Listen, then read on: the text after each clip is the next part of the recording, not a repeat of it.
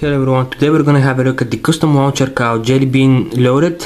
The version which you're currently looking at is version 4. This custom launcher is being developed by XXX Shock XXX from XD developers. So for this launcher to be in version 4, it definitely has gone through many changes and many improvements. There is just one little problem which I have noticed, and that is if you drag a widget down here to the bottom line, you can see how the name interferes with the page indicator line. That's not so bad, but still, in my opinion, it needs to be solved. Other than that, I haven't really noticed any other problems that I can complain about. The launcher seems just fine. So, before we begin taking a look at the features, let's try to list some. So let's begin by multi-select by tapping, circle select by using 2 fingers. You can enable this from the settings, it's a really cool feature. Then we have photo, music and video explorer, which can be found in the app drawer. Then we have app drawer background changing ability. We're gonna have a look at this as well. Pretty much we're gonna have a look at everything which I just mentioned here, and also new folder opening style by swiping your finger over the folder to spread the icons. I'm not really sure how I'm gonna do that, but I'm gonna try, as I'm not sure how this works. So okay, let's begin. So let's start off by taking a look at the home screen and the app drawer. So this is the basic home screen. We have the page indicator here at the bottom, and we have the icons. Obviously you can also move these icons wherever you want. You can replace them with whatever you want, as well as adding folders here on the dock. Then when you long press, we've got some icons here changed, as you can see, definitely not the stock ones.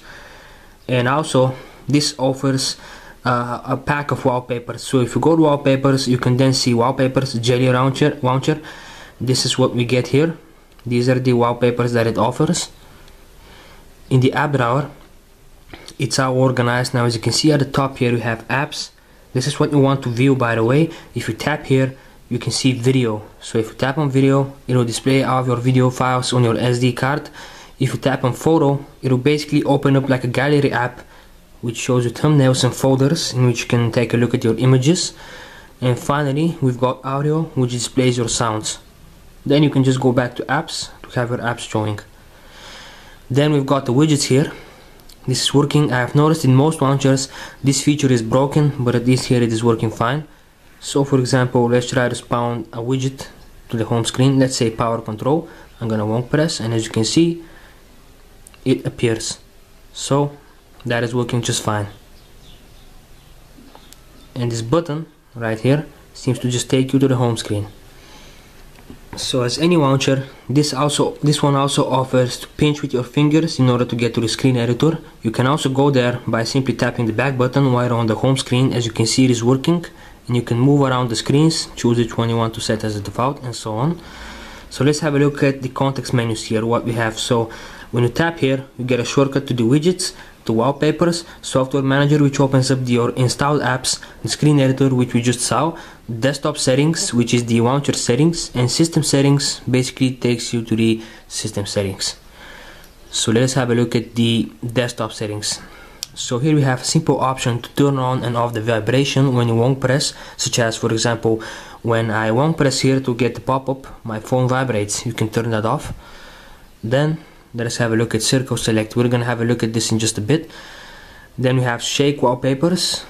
You must be familiar with this feature. If you enable this, when you shake your phone, the wallpaper changes. Let's just have a quick look at this.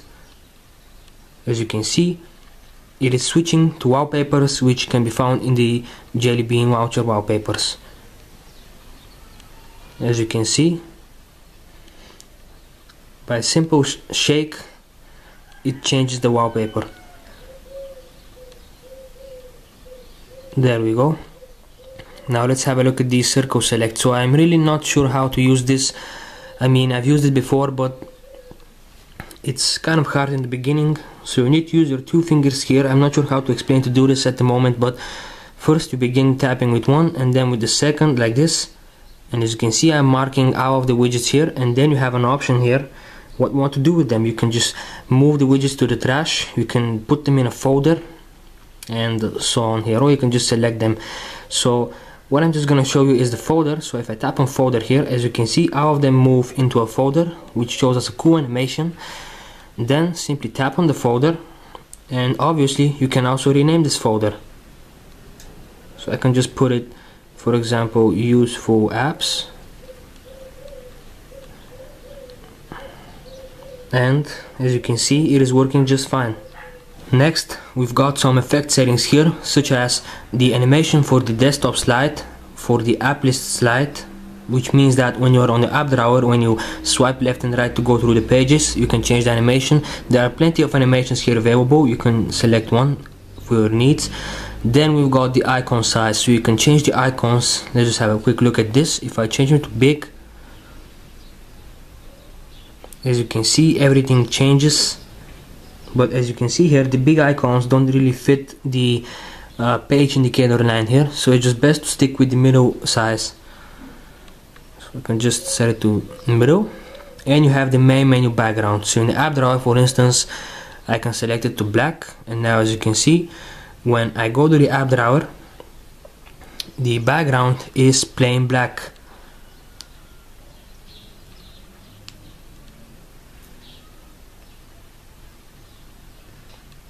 So I just prefer to use the default. And finally, here we have a desktop backup option, which backs up all of your settings for the launcher and everything else. In case you need to reinstall this, you can then restore the backup at any time.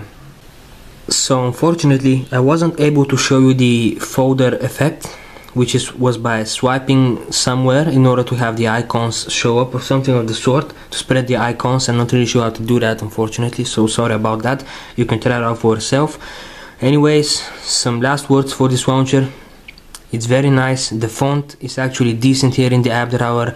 Unlike the previous launchers which we saw, this one doesn't have some crisp font which is barely viewable. It is a nice font. Everything just looks fine. The widgets are working. It has cool features. Everything is just nice. You can download this launcher from the link in the video description. Thank you for watching, and goodbye.